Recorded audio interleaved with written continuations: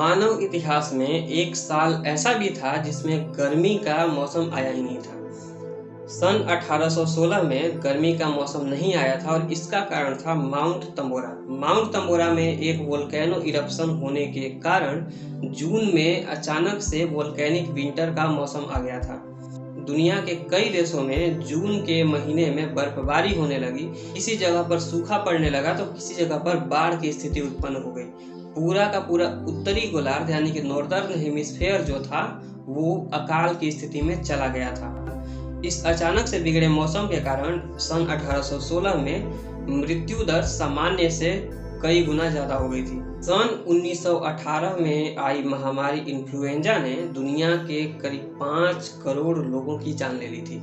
इस महामारी के दौरान दुनिया के कई देशों जैसे अमेरिका, ब्रिटेन, फ्रांस और जर्मनी ने मीडिया पर युद्ध काल जैसा प्रतिबंध रिस्ट्रिक्शन लगा दिया था।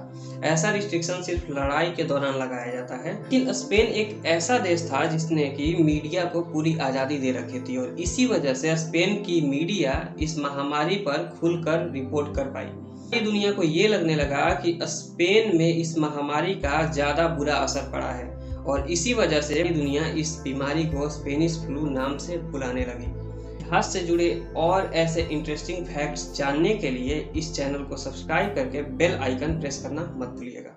सन 1200 से ही लंदन की हवा की क्वालिटी जो थी काफी खराब थी, लेकिन जब 1952 में एक काले पीले धुंध ने पूरे शहर को पूरी तरह से घेर लिया तो पूरे लंदन को 4 से 5 दिनों के लिए बंद करना पड़ा। लोगों को कुछ फीट की दूरी तक ही दिखाई देने लगा और इस धुंध के कारण 12,000 लोगों की जानें भी गई थी। इस धुंध को, इस घटना को ग्रेट स्मोक ऑफ लंदन या लंदन की धुंध के नाम से जाना जाता है। तो इतिहास से जुड़े ऐसे और इंटरेस्टिंग फैक्ट्स जानने के लिए इस चैनल को सब्सक्राइब करके बेल आइकन प्रेस करना मत भूलिएगा। चंगेज खान इतिहास में अपनी क्रूरता और अपनी निर्दयता के लिए काफी प्रसिद्ध है, लेकिन उसने अपने स्वभाव के विपरीत एक बार अलग काम किया था।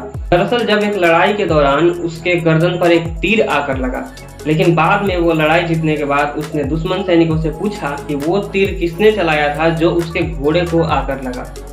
तो जिस दुश्मन सैनिक ने उस तीर को चलाया था वो आकर बोला, माफ कीजिएगा, वो तीर मैंने आपके घोड़े को नहीं आपकी गर्दन पर चलाया था।